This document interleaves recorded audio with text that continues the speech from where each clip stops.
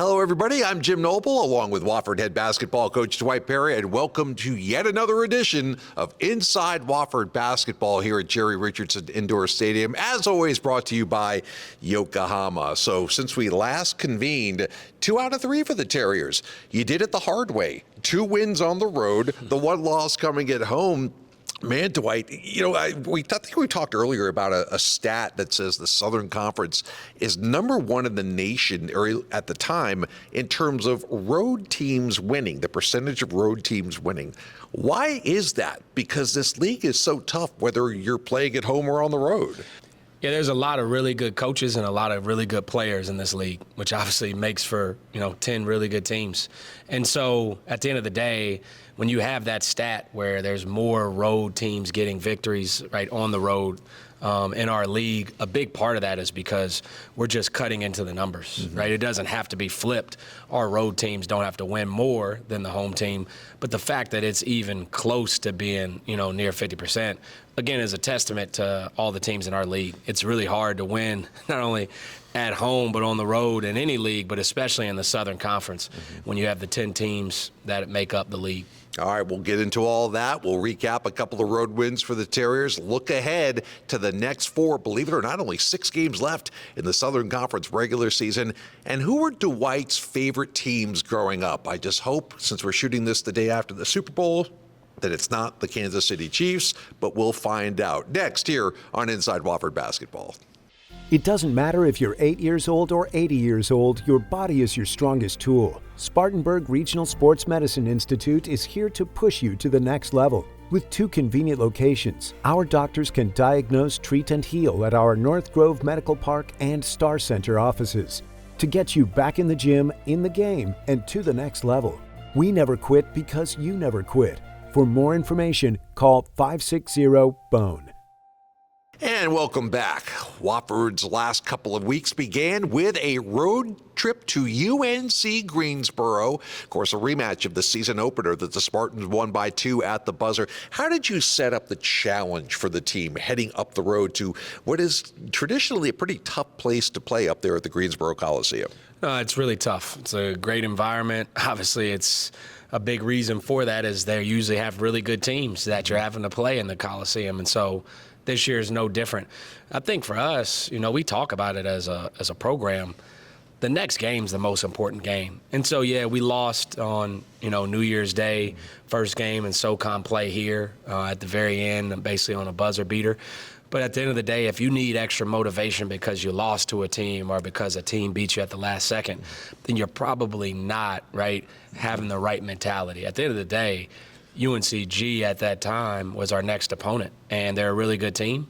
We know in order for us to be at our best, we need to be playing our best towards the end of the season. And so the biggest challenge for us going into that game is we told our guys, you have to expect physicality. You not only have to accept it, you have to embrace it. We have to do a great job taking care of the ball, and then we have to have a great defensive mentality. I thought in the first half, in the first game here on New Year's Day, we were phenomenal defensively in the first half. And I thought the first 2 minutes of the second half, we were great. And I thought we really let it slip and we regressed. And it was a back and forth game, probably the second part of the second half. I thought we did a great job of sustaining our defensive intensity and focus for the most part for 40 minutes against Greensboro, and that was really great to see. And I think, it's just a testament, again, when you focus all of your energy on, right, certain aspects of the game, like we did with defense, then it's funny how the areas you're not even focusing on, i.e. shooting, right, end up, playing out just as well. We shot 63% from 3.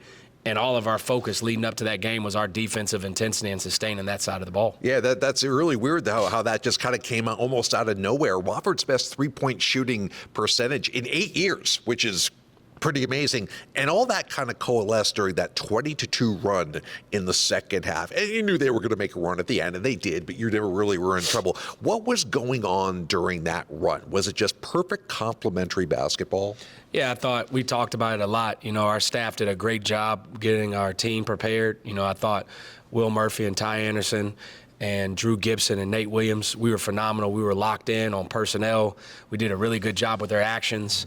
And I think one of the areas we really talked about offensively specifically was catching the ball in our operating areas, not letting their pressure force us out to catch the ball where we didn't want to catch. If we could operate our offense in the spaces and areas where we felt comfortable, again, we didn't know we would make 63% of our threes, but we knew we would get great shots. Yep. And it's not because UNCG isn't a good defensive team. It's because of the quality of players and the dynamic players we have in our locker room that if we're fighting, right, for great position and great areas to operate, we're going to generate great shots. And it played out that way. Yep. Corey Tripp had 18, Dylan Bailey 15, and of course, also Wofford 16 for 20 from the free throw line. That's been a trend that we've seen really team-wise going in the right direction. Great road win at Greensboro. And then you come back here home, and you've got a pretty good battle on tap against Chattanooga. A masterpiece of a game. If you're a college basketball game up there, the overtime game, that was really a great physical basketball game between two teams. And I thought you had a great home atmosphere here. The student section turned out, got a first time that the full school has been here with spring semester. And I know that's something you've been looking for. Did that make you feel pretty good in the first half when you heard all that crowd support from the student section? 100%. I mean, this is a big-time venue, great atmosphere. I thought Jerry Richardson was rocking our student section. They were engaged. They brought a lot of energy. I thought our guys fed off that in the first half. The crowd in general was really good to see, especially on a nationally televised game. And I thought in the first half we did a really good job. We started off a little slow in the first half, the first 10 minutes. I thought we were really on our heels. And I thought the last 10 minutes of the first half, I thought we were the aggressor and we were assertive. And I thought that's a big reason why we went on a run and to be up 2 at halftime.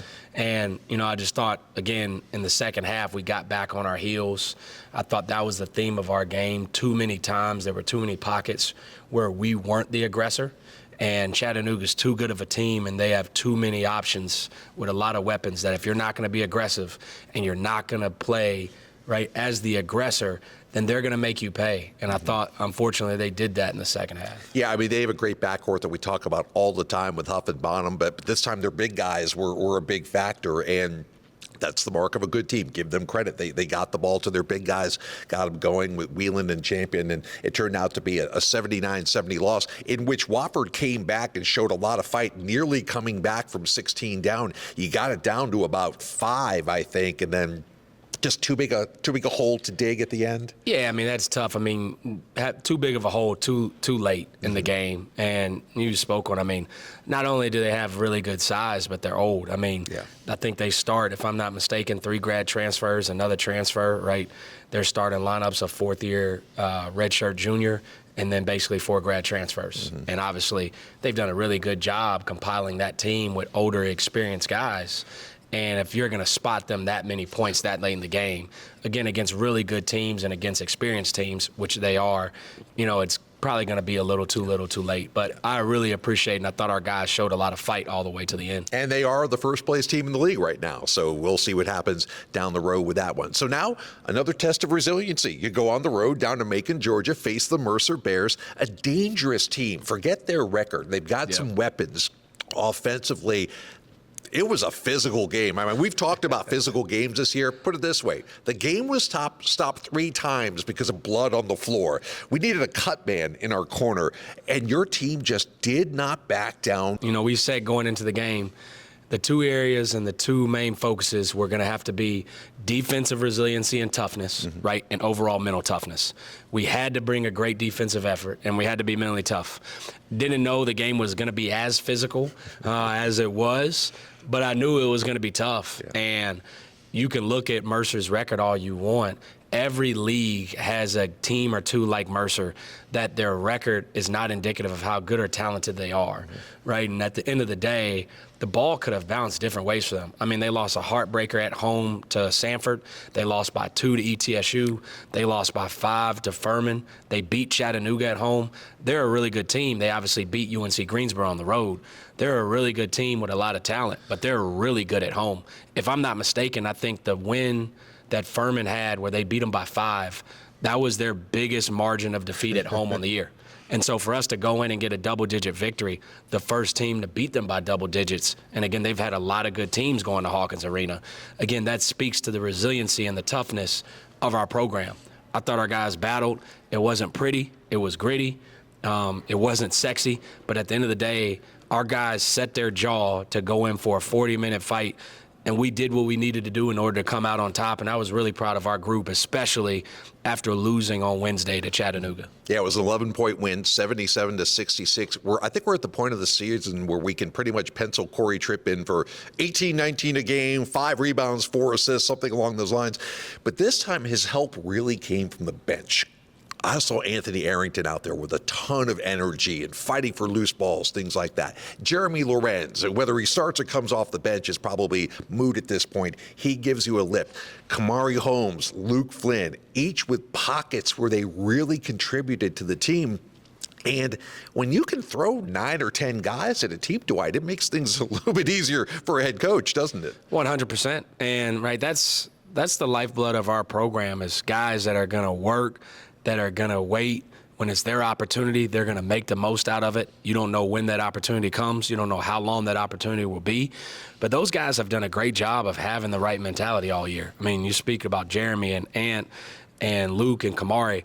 All of those guys have stepped up even before Saturday's game in big-time moments for our team.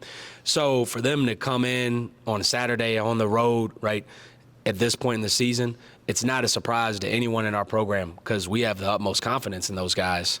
And they really stepped up in a big way. I mean, obviously, Corey was awesome. You talk about Dylan and Justin Bailey, his defense, especially on Ahmad Robinson, Kyler and Jackson Civils. I mean, those guys, I thought Saturday's game was just as much of a team victory and a program win with everyone being involved and making an impact as any game all year. And at the end of the day, when you're going to go into a hostile environment against really good teams, that's what you need. You know, to put it all on one or two guys' shoulders, game in and game out, is unrealistic. And so, again, really proud of not just 2 or 3 guys. I was proud of all of our guys. And our bench did a great job stepping up and having some timely plays, as our starters did as well. And a special shout out to our trainer, Diane Boyce, who A, helped Mercer with all the blood on the floor, and B, got our guys patched up so they could keep playing. So Diane gets a tip of the hat from us as well. When we come back, what's ahead for the Terriers? Well, I'll tell you, Wednesday road games and Saturday home games the rest of the way. We'll preview the final stretch next.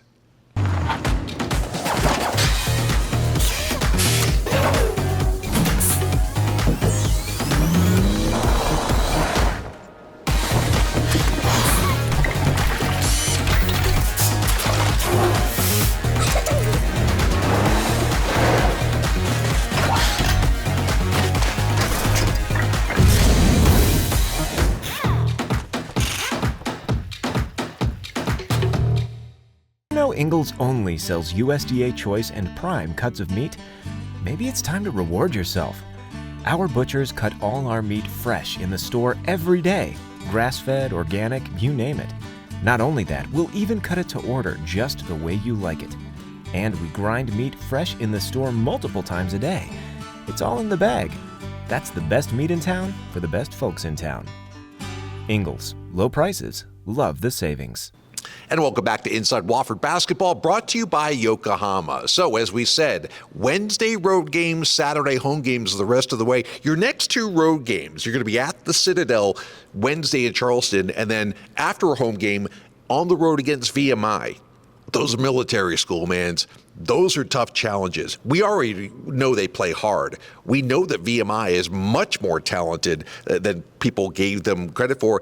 And the Citadel hasn't won a game yet in conference play, Dwight. I've got to think that makes them extra dangerous when you head down there. I think every team in the Southern Conference is dangerous. Mm-hmm. At the end of the day, you can really throw records out. It really doesn't matter, because at the end of the day, you're facing really good teams that know how to play, that have a great familiarity with how we play, and they're well coached. So, you know, whether they're in first place going into our game, last place, middle of the pack, winning record, losing record, it really is irrelevant. There's a game plan that we're going to try to execute as a program, and it's really important for our guys to go out and follow it as much as they can and to play hard, play tough, and to do that together. And again, regardless of who you're playing, that's going to be the recipe for success because that's really helped us here so far this year. Now, sandwiched in between those two, a home tilt with Samford. You get another crack at the Bulldogs. I know the game down in Birmingham didn't go the way you wanted it to. The second time around, facing Buckyball and everything that's entailed into that, how ready do you think you guys will be for that challenge when it comes? Yeah, when it comes, I think we'll be ready. Obviously, we have a really important game on Wednesday versus Citadel first, and that's going to have all of our attention and focus. When that time comes, just like all the other games, we're going to devote all of our attention into giving our best effort, to putting forth the best game plan that makes sense for our guys, and trying to go out and execute it. And again, whether that's home, away, neutral in Asheville, that's all you can do. But I think it's really important this time of year. It's easy for people to get sidetracked and to focus on the standings and to look at, potential matchups and what this team's record is and what that team is. I think all of that is a distraction toward the task at hand. And so right now, our sole focus is on Citadel.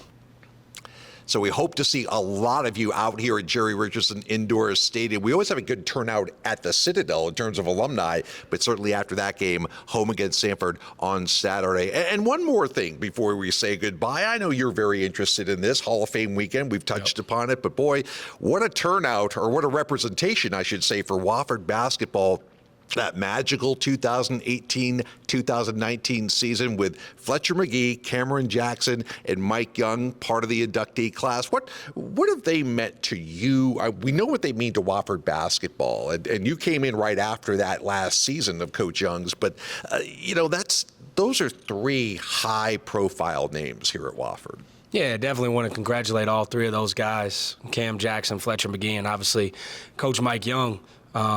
They mean a lot to this place, and a lot of people really enjoy getting a chance to see them be a part of not only Wofford basketball, but the Wofford community while they were here.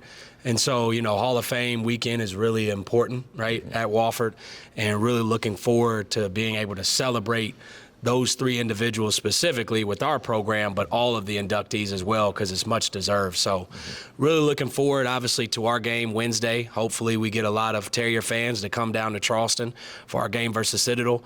But just as importantly, looking forward to packing Jerry Richardson Indoor Stadium for our game against Samford this Saturday, not only for our program, but obviously to celebrate the careers of those three guys that are going into the Hall of Fame. Really looking forward to it. Well said. And on that note, for Dwight Perry, I'm Jim Noble. Thanks for watching Inside Wofford Basketball, brought to you by Yokohama, and we will see you next time.